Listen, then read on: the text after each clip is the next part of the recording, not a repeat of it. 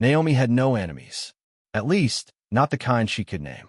She had built a quiet, faithful life, steady job, loving family, small Bible study group on Thursday nights.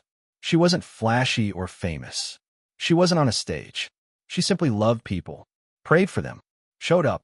But it was precisely this light, humble, unshakable, and deeply rooted, that drew attention in the unseen realm. And somewhere beyond the veil of the natural, an ancient enemy marked her. The subtle beginning, it started like most attacks do, not with fire, but with whispers. Someone Naomi trusted began pulling away. A friend she had prayed with, cried with. No explanación, just distance. Then came the false rumors, small, ridiculous things. She'd missed a meeting. She looked tired. Is she okay? At first, Naomi brushed it off. But whispers grow. By the end of the month, she'd been removed from a volunteer leadership position at her church. No one explained why. They simply said, "We're going in a different direction." She smiled through the conversation. But when she got home, she collapsed her knees. God, what's happening to me? There was no answer. The cracks widened soon. Her peace was under siege. At work, deadlines slipped through her fingers like water. Her manager, once supportive, now eyed her with silent suspicion. Her bank account dipped lower each week, small, unexpected expenses piling up like sandbags. Her health faltered. Sleepless nights, unexplained exhaustion, panic attacks that came out of nowhere. She felt watched, oppressed, unraveled. The light inside her still flickered, but the winds were fierce. She began waking at 3 a.m. with anxiety clawing at her chest. Nightmares whispered, "You're forgotten. You're failing. You're finished." The breaking point, Naomi sat in her car outside the grocery store one rainy evening. The world blurred through the windshield. She couldn't go inside. She couldn't cry anymore. She just sat there. "I've done everything right," she whispered. "Why is my life falling apart?" Her phone buzzed. A message from her sister. "Did you really say all those things about me? I can't believe you." Naomi's breath caught in her chest. Another lie. Another relationship slipping through her fingers. She gripped the steering wheel until her knuckles went white. And for the first time in her adult life, Naomi said something she never thought she'd say. "Maybe it's not worth it. Maybe I should stop believing altogether." She didn't mean it, but she was tired of fighting shadows. A dangerous silence. Naomi stopped attending her Bible study. She stopped responding to texts. She told herself she was just taking a break from church. But in truth, she was shutting down. The enemy had been subtle in the beginning. But now, the goal was clear. Isolate her. Break her. Crush her calling. She began scrolling mindlessly late at night. She filled the silence with noise, Netflix, YouTube, anything but prayer. Because prayer hurt now. It reminded her of the God who was supposed to protect her. Where were you when they lied? Where were you when they took everything from me? Silence. The hidden war, but what Naomi didn't see was this. While she sat in silence, defeated and weary, heaven had not gone quiet. Angels stood guard at her door. Demons raged in frustration when they couldn't get past the blood that still covered her life, even in doubt. Jesus had not moved. He watched her heart break with grief. He waited for the moment when her heart, though cracked and cautious, would turn just enough for him to step in. Because he wasn't just interested in saving her from trouble. He was preparing to use it. Every wound, every lie, every injustice. The enemy's mistake, the enemy made one critical error. He underestimated her history with Jesus. Yes, she was tired. Yes, she was breaking. But deep in Naomi's spirit was a memory of every time Jesus whispered peace when she was drowning, of every time he showed up at the last minute, of every scar that once bled but now carried his fingerprints. And deep in that night, the same night she said, maybe I should stop believing, something unexpected happened. She dreamed. The dream in the dream. She stood in a courtroom. Accusers shouted from all sides. She's a fraud. She's lost her anointing. She deserves this downfall. Naomi covered her ears, trembling. But then, a voice thundered from behind her. Enough. Everyone fell silent. She turned, and there he was, Jesus, clothed in light, eyes of fire, standing between her and the accusers. "She is mine," he declared, "and what you use for harm, I will use for glory." With one motion, he lifted his hand. The voices vanished. He turned to Naomi and whispered, "This battle was never to destroy you. It was to uncover the power I placed inside you." Awakening, Naomi woke with a jolt. The room was dark, but her soul wasn't. She sat up, tears already falling. For the first time in weeks, she whispered his name, Jesus, and it felt like the atmosphere shifted, like the tide began to turn. Her storm hadn't ended yet, but she now knew this. She wasn't losing. She was being launched. What the enemy had built to bury her, God was now preparing to transform into a platform. But first, she had to rise. The dream stayed with Naomi like a song that refused to leave. "She is mine, and what you use for harm, I will use for glory." The words echoed each morning as she got out of bed, not yet fully healed, but no longer hopeless. Something had shifted. The heaviness hadn't vanished, but it had changed. What once felt like suffocating darkness now felt like weight training. Hard, yes, but building something deeper within her. Strength, endurance, clarity. She didn't feel triumphant, but she wasn't drowning anymore. The quiet return. Naomi didn't return to church with fireworks or a spotlight. She started small. A verse in the morning, one worship song in the car, a whispered thank you at night, even if her day was in pieces. It wasn't discipline that brought her back. It was hunger, not for perfection, but for the presence she had missed more than she could admit. The fog of confusion, but even as she moved forward, things still hurt. People hadn't apologized. Her reputation wasn't instantly restored. Some looked at her with quiet suspicion. Others avoided her altogether. The enemy whispered, "You're still marked. They don't see you the same. You might as well disappear." But Naomi was learning to talk back. "I'm not who they say I am. I'm who God says I am." Every lie she confronted was like breaking a shackle. Every tear shed in prayer was watering a garden she couldn't yet see. God of the in-between. One evening, Naomi sat in her apartment and read Psalm 23 slowly, line by line. "Even though I walk through the valley of the shadow of death, I will fear no evil," she paused. "For you are with me." The words landed like thunder. She was still in the valley, but not alone, and that changed everything. She didn't have to fake joy. She didn't need to rush her recovery. She only needed to walk with the shepherd who refused to leave. A divine appointment. That same week, Naomi walked into a coffee shop and ran into Marissa, a girl from her old church. Marissa hesitated. "Hey, I've been meaning to reach out. I just didn't know if you want to talk." Naomi smiled. "I didn't think anyone did." They sat. Marissa's eyes filled with tears. "I heard what happened, and I just want you to know I never believed it. I miss your voice in my life." It was a small conversation, but it cracked something open in Naomi's heart. The lies didn't erase her impact. God still had people who saw her. Dreams in the valley. Naomi began dreaming again. One night, she stood in a valley of ash and broken stones. It looked like war had torn everything apart. She knelt down to touch the ground, and suddenly, flowers began blooming where her fingers rested, golden, glowing blossoms that rose from the ash. She turned to see Jesus standing nearby. "Even in the valley, I make all things new," he said. She woke up crying, not from fear, but from recognition. This valley wasn't punishment. It was preparation. The pain had a purpose. The inner battle, but healing wasn't linear. Naomi still had nights when grief slammed her chest, days when shame tried to pull her under again. She would scroll and see people thriving, people who once betrayed her, still smiling, still favored. "Why do they get to win?" she asked God one night. And then she heard it. "This is not about them. This is about you becoming unshakable. I'm preparing you for glory, not applause." It stung, but it freed her. She didn't need revenge. She needed resurrection, and God was already bringing her out of the grave. Rebuilding the temple, Naomi began writing again. Private prayers, raw poetry, moments of praise.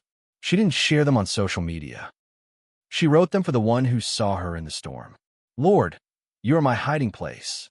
Even when everything was stripped, you remained." Even when I cursed the silence, you were singing. Even when I walked away, you chased me. I'm yours. Still. Always. Each word was a brick. And slowly, the temple of her heart was being rebuilt, stronger, deeper, unshakable. Seeds in the shadows, she didn't realize it yet. But in the valley, she was planting seeds. The kind that grow slow and strong. The kind that burst through the dirt long after you forget you planted them. And soon, those seeds would become stories. Those stories would become weapons. Those weapons would become revival in other people's lives. Because what Naomi didn't know was that her valley would become someone else's way out. Naomi had walked through the shadows. She had endured the silence, the loss, the betrayal. She had wandered through the valley that felt like a graveyard. But something had shifted. The soil that once buried her had become sacred ground. Now, God was about to do what he does best, resurrect what had been lost, and reveal the deeper truth. The attack wasn't meant to end her. It was meant to awaken her. A new fire began on a Sunday morning. Naomi hesitated before walking into a new church. She hadn't stepped into one in months. The memories of what happened before still stung, but the Spirit pulled at her heart like a gentle wind. Inside, the worship was raw, not polished. The voices were off-key. The lights were dim, and yet it felt like home. Tears welled in her eyes as the worship leader sang. You take what the enemy meant for evil, and you turn it for good. Naomi dropped to her knees, because the lyrics weren't just lyrics anymore. They were her story. The prophetic word after the service. A woman approached her, a complete stranger. "Excuse me," she said nervously. "I don't know you, but during worship, I felt the Lord press your face on my heart." Naomi froze. The woman continued, "You've been through deep betrayal, but I hear the Lord saying, I'm raising her up from the ruins. What crushed her will now carry my glory. And the shame you've carried, he's lifting it. You were never disqualified. You were being prepared." Naomi burst into tears. She had told no one, not this church, not this woman, but God had whispered to someone, just to remind her, "I see you. I chose you. I never left." The return of her voice that week, Naomi picked up her journal again, but this time to write publicly. She opened a blog and posted her first piece titled, "What Broke Me, Built Me." She didn't write like a preacher. She wrote like someone who had bled. Each sentence was tender, yet full of fire. The devil didn't win. He just exposed what I hadn't healed. And what he used to shame me, God is using to sharpen me. Within days, her inbox filled with messages. "This is my story, too. I thought I was alone. How did you survive this?" And for the first time, Naomi realized this wasn't just her healing. It was a movement. The call to war the dreams intensified. In one, Naomi stood in armor, sword in hand, facing a battlefield full of people who were lost, confused, deceived. She didn't shout. She sang. And as she did, chains broke off the people. Blindfolds fell. Some cried. Some rose. Jesus appeared beside her in the dream and said, "Your wounds are weapons now. Your tears watered a harvest you're about to reap." She woke up trembling, but not from fear, from purpose. Reconnecting the wreckage, Naomi began reaching out to people from her past, not to clear her name, but to bless them. She called the friend who had believed the lie. "I don't need you to explain. I forgive you, and I still love you." She texted her old mentor, "I'm not angry anymore. Thank you for what you poured into me." Each conversation felt like fire through her veins, but also release. She was no longer chained to her past. She was building something holy from the rubble. Restoration in the mirror. One morning, Naomi stood in front of her mirror, and she didn't see the woman who had been left behind. She saw the woman God had been building in the shadows, scarred but not destroyed, tender but unshakable, wounded but weaponized. She whispered to her reflection, "You made it, and now you rise." Walking in authority, opportunities began opening, not from Naomi chasing them, but from God assigning them. A podcast interview, a speaking event for women in recovery, an invitation to write for a devotional book. She didn't force it. She just walked through the doors he opened. And each time, she spoke not as a victim, but as a witness. I've seen what darkness can do, but I've also seen what Jesus can rebuild. The turning point realized one night. Naomi knelt by her bed again. But this time, there was no desperation. Just awe. God, I almost gave up. I almost believed the lies. But you used what was meant to destroy me, to develop me. And now I get it. She paused, tears streaming down. You didn't just restore me. You revealed me. Naomi was no longer a survivor. She was a builder now. And what the enemy meant to bury her, God was using his bricks to build something eternal. She could feel it. This was more than restoration. This was reclamation. A ministry born from fire. What began as a blog turned into weekly online devotionals. Then came invitations to speak. Then came women's groups, healing circles, prayer nights. None of it had been part of Naomi's 5-year plan, but it had always been part of God's. You were marked for this, he had whispered in her spirit. Not because you were perfect, but because you let me make glory out of ashes. People came not for polished preaching. They came for truth from someone who bled and survived. They came for the raw fire in her words. They came because they saw their wounds in hers, and they saw healing was possible. The ones who once watched one night. Naomi saw a familiar face at the back of a women's gathering.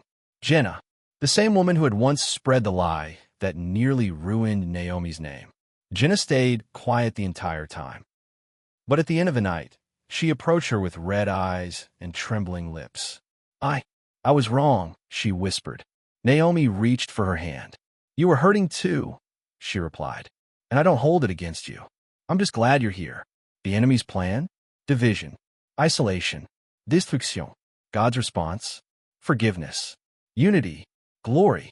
A table in the presence of her enemies. Naomi stood behind a podium in her hometown, invited to speak at a large women's conference. A year ago, they wouldn't have invited her.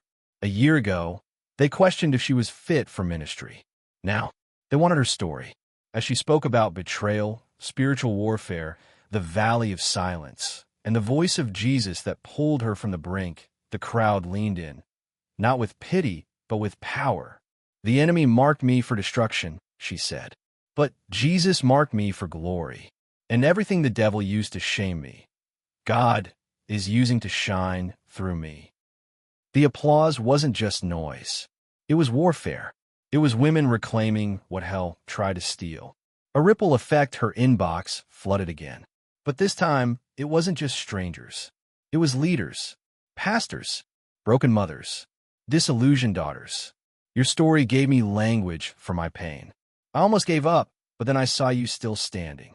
I thought I was disqualified, but now I see God's not done. Naomi realized something. She hadn't just survived her storm. She had learned how to walk on the waves. A voice for the voiceless, a local church asked Naomi to start a monthly gathering for women healing from church hurt. She hesitated. Old wounds stirred. But then the Spirit whispered, this is how you break the cycle. By loving the people who looked like your past. The first meeting had 5 women. The second? 15. By the third month, there were over 40. Each woman had a story. Each woman had scars. And every single one needed to hear the words Naomi had once needed herself. What broke you did not disqualify you. It revealed what only Jesus could restore. Rewriting legacy. Naomi's father, who had once doubted her calling, showed up at one of her events. He stood in the back, didn't say much, just listened. After the service, he hugged her tightly. I see it now, he whispered. God's hand, it's all over you. She wept into his chest. Because that moment wasn't just about healing their relationship. It was about seeing how God restores across generations, not just moments. The enemy now trembles. Naomi understood something she didn't before. Hell doesn't attack empty vessels. The enemy saw her calling long before she did. That's why the attacks had come like a storm. Because her voice was dangerous. Her obedience was disruptive. Her presence carried revival. Now when she saw storms forming, she didn't cower. She lifted her head and said, I know what this is. You're trying to stop what you can't control. But I've already been through fire. And I didn't burn. I rose. A glorious exchange. She stood one night by her window, looking out at the stars, remembering the darkest nights. And she whispered, Jesus, you really did it. You turned every weapon into a witness, every lie into a platform, every tear into oil. I'm not who I was. I am who you call me to be. And from somewhere deep within, she heard the reply, what the enemy meant for harm, I always meant for glory.